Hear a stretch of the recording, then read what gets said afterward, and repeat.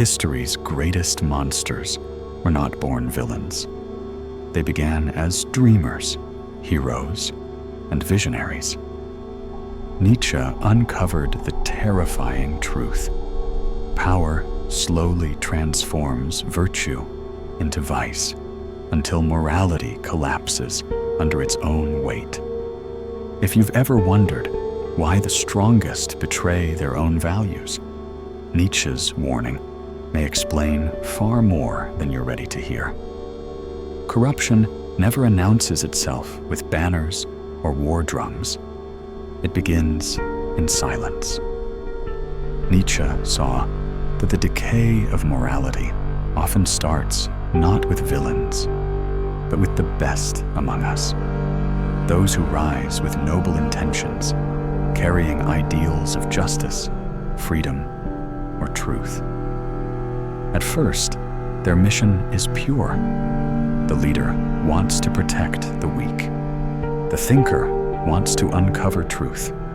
The reformer wants to heal a broken world.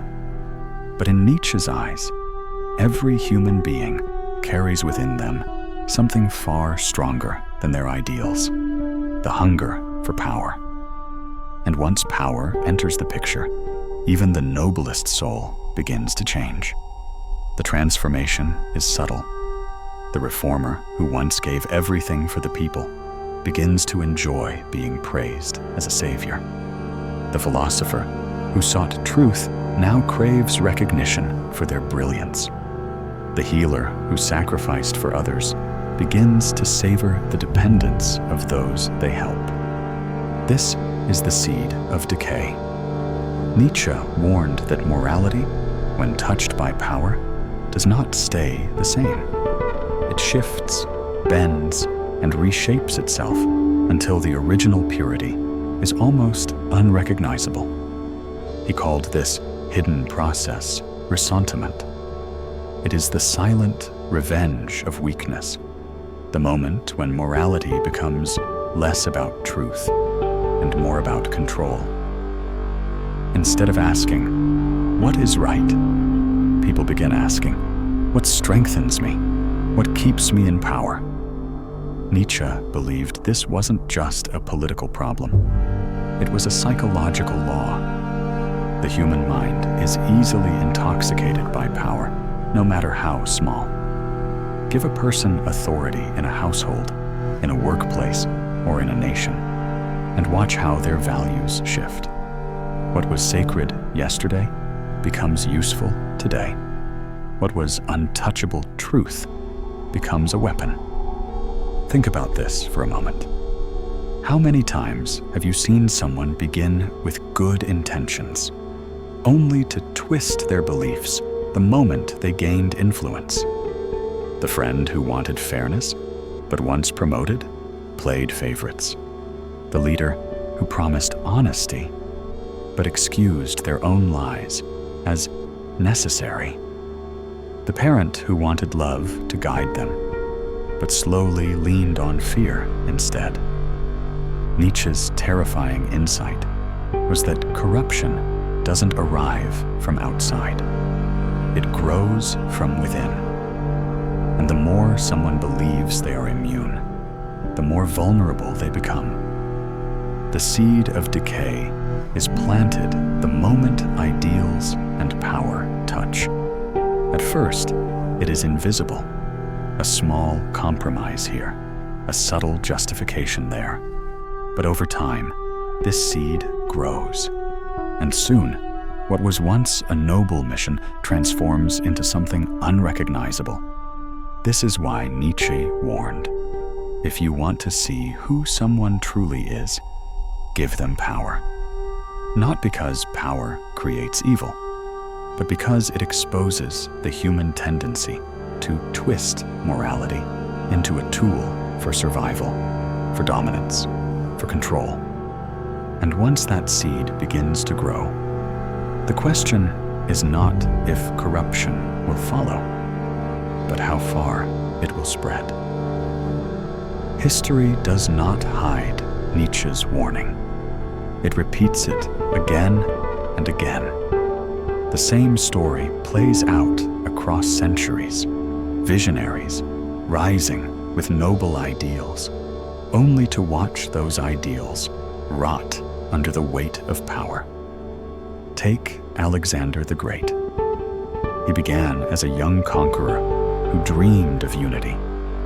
He wanted to connect the East and the West, to fuse cultures into something greater than any one empire. At first, he spoke of brotherhood and glory shared among all. But as his empire expanded, the hunger grew with it. Alexander demanded not only loyalty, but worship. Soldiers who once saw him as their equal now had to bow as if he were a god. His dream of unity decayed into a craving for divine recognition. What began as vision ended as intoxication. Or consider Napoleon. He rose from the chaos of revolution, a soldier who spoke of liberty, equality, and the rights of ordinary citizens. His rise was meteoric because he carried the fire of freedom in his words. But once power was secured, the fire changed. He crowned himself emperor, building an empire that stretched across Europe, drowning nations in endless war. The liberator became the oppressor. And Nietzsche would have said, of course, because power does not satisfy. It multiplies its own hunger until ideals become instruments of conquest. The tragedy is not limited to emperors. Even monarchs who began with virtue fell victim to this silent decay. King Charles VI of France was remembered in his youth as a just and hopeful ruler. He loved his people, cared for their needs, and wanted to heal the wounds of his nation. But over time, the weight of the crown twisted him. Paranoia seeped into his decisions. Cruelty became easier. Betrayal grew in his court. Historians wrote of his tragic decline, but Nietzsche would have said the truth more simply. The crown revealed the rot already buried in human nature. What ties these stories together is not evil in the ordinary sense. Alexander, Napoleon, King Charles, none began as monsters. They began as heroes, as saviors, as figures of hope. But Nietzsche understood the cruel irony. The brighter their beginnings, the darker their downfall. Because power takes what is noble and corrodes it from within. This is why Nietzsche warned that morality itself is fragile. It is not a shield against corruption. It is a mask that power wears until it no longer needs disguise. He saw in rulers, philosophers, and priests the same pattern. The ones who spoke loudest of virtue were often the ones most easily seduced by control. And yet, this isn't only about kings and conquerors. It is about the very structure of the human soul. Nietzsche believed that the desire for power is not the exception. It is the rule. When people say they want freedom, often what they really want is power disguised as virtue. When they say they want peace, often what they really want is control over the conditions of life. History simply magnifies what Nietzsche saw in every individual. The difference between an emperor and an ordinary person is only scale. Power whispers the same temptation in every ear. Bend morality just a little to serve your ambition. And once you listen, it never stops whispering. That is why the lives of great rulers are not distant tales. They are mirrors. They show us what happens when the hunger inside us is fed without limit. And they prove Nietzsche's haunting question. If even the best among us fall when given power, what chance do the rest of us have? Nietzsche believed corruption doesn't strike like lightning.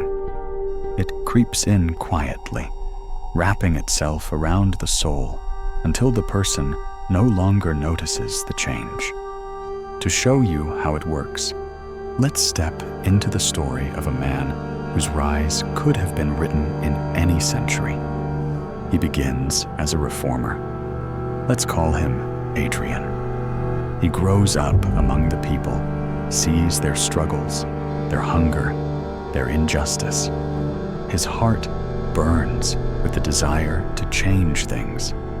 Adrian is admired because he speaks truth to power. He refuses privilege. He promises that if he ever gains influence, he will remain humble. At first, he keeps that promise. When chosen as a leader, Adrian continues to walk among the people. He listens. He remembers his vow. And for a time, hope fills the air. Nietzsche would have called this the beautiful illusion, the moment when ideals are still untouched by temptation. But then, slowly, the first shift occurs. Stage 1, recognition. Adrian notices how much people adore him. Their cheers, their gratitude, their dependence. It awakens something inside him. What once felt like duty now feels like power. Stage 2, justification. Adrian faces a choice. He could stay true to his principles, or he could bend them just slightly to secure more authority, so he can do more good. He convinces himself that bending the rules isn't betrayal, it's strategy. Nietzsche warned that this is where decay begins, when ideals become excuses. Stage 3, intoxication. Adrian no longer measures decisions by morality, but by strength. Every success feeds his hunger for more. He tells himself the people need a strong hand. He silences critics, not because they are wrong, but because they threaten his control. The applause of the crowd is no longer nourishment. It is addiction. Stage 4, inversion. Adrian's morality flips. What was once sacred, truth, justice, compassion, is now expendable. Lies become necessary. Violence becomes protection. Control becomes responsibility. Nietzsche would say Adrian has crossed the threshold where morality itself becomes a mask. Stage 5, collapse. Adrian no longer remembers the man he was. The reformer who walked among the people has become the ruler who towers above them. And here is the tragic part. The people who once loved him now fear him. But it makes no difference. Adrian cannot stop. For Nietzsche, this was the essence of the will to power. Once it tastes control, it craves endlessly. This story of Adrian is not a fable. It is history. It is psychology. It is every leader, every movement, every person who believed they were immune to corruption until power revealed their true nature. Nietzsche's insight was brutal. Corruption is not an accident. It is the natural evolution of power. And unless one is ruthlessly self-aware, every step Adrian took is a step we would all take in his place. Ask yourself this. If you were handed power tomorrow, the ability to decide, to command, to control, how long before you bent your values just a little? How long before you told yourself it was for the greater good? Adrian's story is not about him. It is about us. Nietzsche warned that corruption is not out there, waiting in the shadows. It is within, waiting for the right moment to bloom. Nietzsche warned that corruption is not confined to kings, emperors, or rulers. It is woven into the very structure of human ambition. And if you look closely, you'll see the same shadow today, in boardrooms, in social media feeds, even in family relationships. Consider the corporate visionary. At the beginning, they are celebrated for their courage.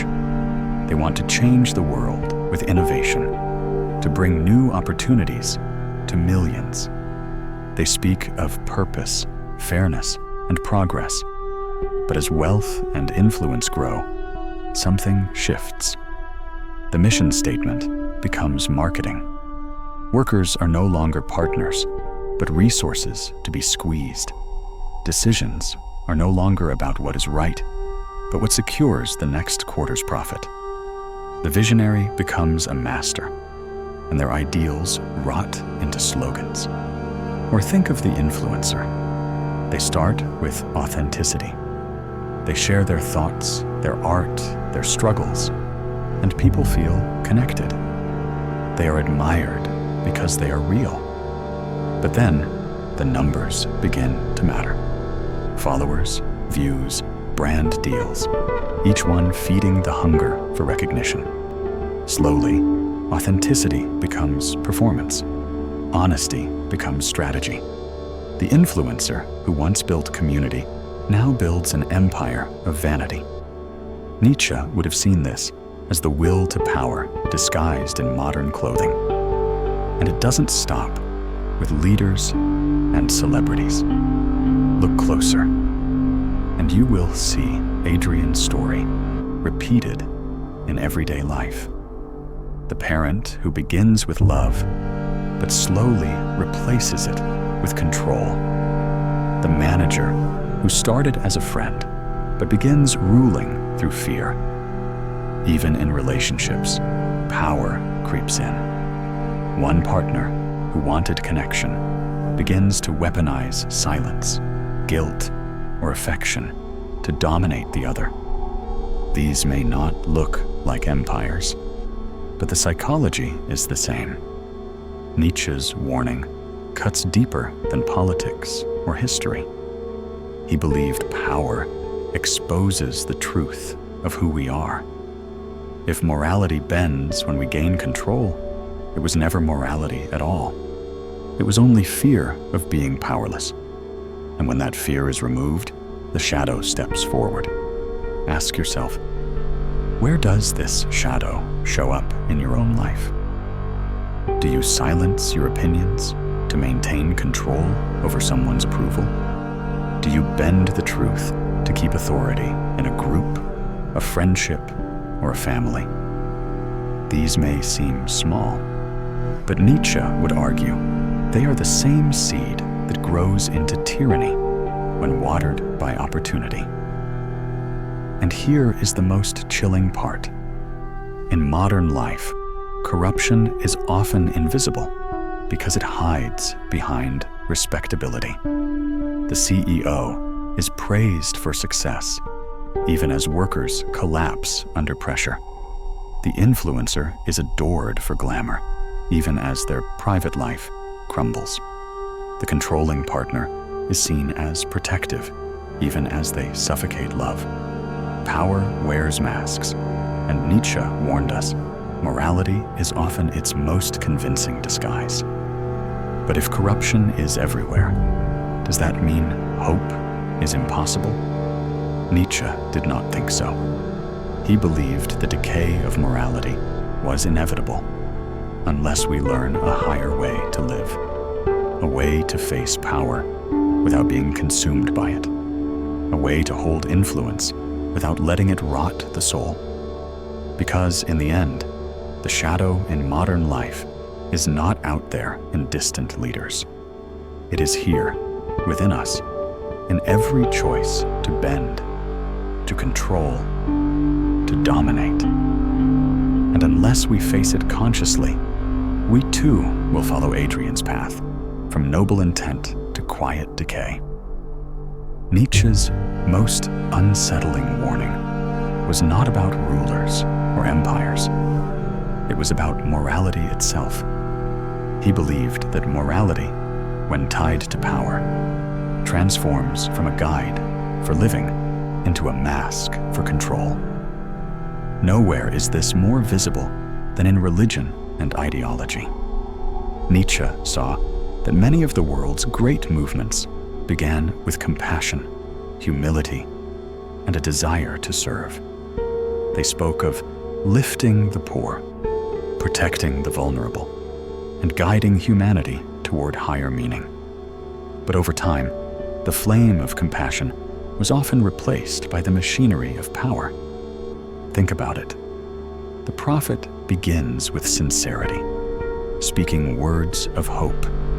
Followers gather because the message resonates. But as numbers grow, the message hardens into doctrine. Doctrine becomes law, and law becomes an instrument of authority. What began as an invitation to truth becomes a demand for obedience. Nietzsche warned that this shift is not a betrayal of religion or ideology. It is their predictable evolution when power enters the equation. Morality becomes less about living authentically and more about controlling behavior.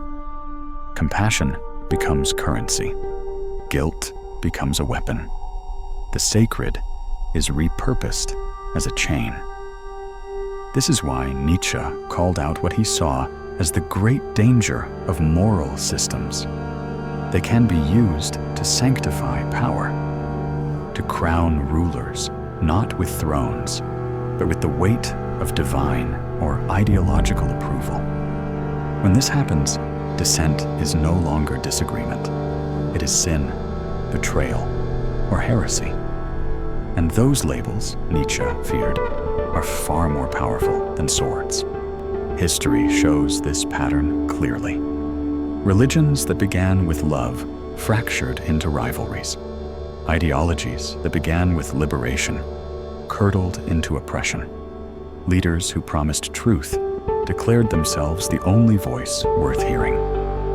Nietzsche's critique was not that belief itself is wrong, but that belief, once married to power, often loses its soul. And he didn't spare philosophy itself. He accused philosophers of bending their ideas to justify the political or religious order of their time. In his eyes, morality was not timeless law, but a battlefield, a weapon shaped by those who held authority. What terrified Nietzsche most was how unconscious this process was. People believed they were defending truth, when in reality, they were defending power, disguised as truth. Ideology, religion, even noble philosophy, each could decay into a structure where the goal was not enlightenment, but obedience. For Nietzsche, this was the hardest warning. Morality itself could be corrupted. Not just rulers, not just systems, but the very values people cling to as sacred. Once bent, they no longer free the soul. They chain it. Up to this point, Nietzsche's warning feels suffocating. If power corrupts rulers, religions, ideologies, and even ordinary people, is there any way to escape? Or are we doomed to repeat the same story, century after century? Nietzsche believed there was a way out, but it was not easy, not comfortable, and certainly not popular. He called it the path of self-overcoming. The first step is ruthless honesty. Nietzsche urged people to tear away the masks they wear for society, religion, or even family, and face the raw truth of their motives. Why do you want influence? Why do you want recognition? Is it for compassion or for control? Until you can name the shadow inside yourself, you cannot resist it. The second step is refusing to weaponize morality. Nietzsche despised when morality became a tool for shaming others, because the moment morality is used as a whip, it ceases to be moral. The task, he said, is to live your values so deeply that you do not need to force them onto others. Power seeks to dominate. True integrity simply radiates. The third step is creation. Nietzsche believed the only true resistance to corruption is to create rather than to control. The artist, the visionary, the builder who creates for the sake of expression is immune to much of the decay of power. Why? Because their joy is not in dominating others, but in bringing something new into the world. Creation uplifts, domination corrodes. But Nietzsche did not stop there. He gave humanity one of his most famous and misunderstood ideas, the Übermensch, or the overhuman. This figure is not a tyrant, not a ruler, but a person who transcends the corruption of ordinary morality. The overhuman does not live by borrowed values.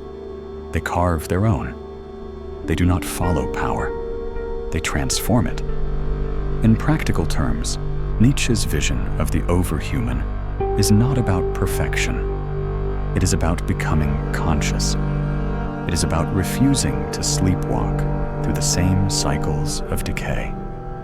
It is about asking yourself every day, are my choices ruled by fear, by vanity, by hunger for power? Or are they ruled by the courage to create and to live truthfully? And here is the hope Nietzsche offers us. Corruption is not inevitable. It is only inevitable when we are unconscious, when we blindly worship power, when we cling to systems, when we refuse to examine our motives. But the moment we awaken, the moment we begin creating instead of consuming, questioning instead of obeying, and living instead of merely surviving, corruption loses its grip. Look again at Adrian's story, the reformer who decayed into a tyrant. At any stage, he could have chosen differently. He could have acknowledged his growing pride. He could have refused to twist morality into excuses. He could have remembered that power is not meant to be possessed, but channeled toward creation. His tragedy is not just that he fell. It is that he never awakened to his own choices. Nietzsche's final gift is the realization that power is not our enemy. It is our test. Every position of influence, every relationship, every decision where we could control another, that is where corruption begins. And it is also where transformation is possible. The question is not whether power corrupts. The question is whether you are conscious enough to resist its decay. And if you can, then power does not destroy you. It forges you into something stronger, freer, and more human than before. But if Nietzsche was right, if power doesn't just corrupt rulers, but twists morality itself, then why do we still admire heroes? Why do we build statues, tell stories, and cling to figures we call great, when history shows us how quickly greatness rots? Perhaps admiration itself is a kind of trap. Perhaps what we call heroes are only reflections of our own hidden hunger for power. Nietzsche believed the way we worship others says more about our own shadows than about their virtues. So here's the question. Are heroes truly noble, or are they simply mirrors of the corruption we refuse to see in ourselves? Watch my next video, where you'll see why your mind is the most dangerous battlefield of all.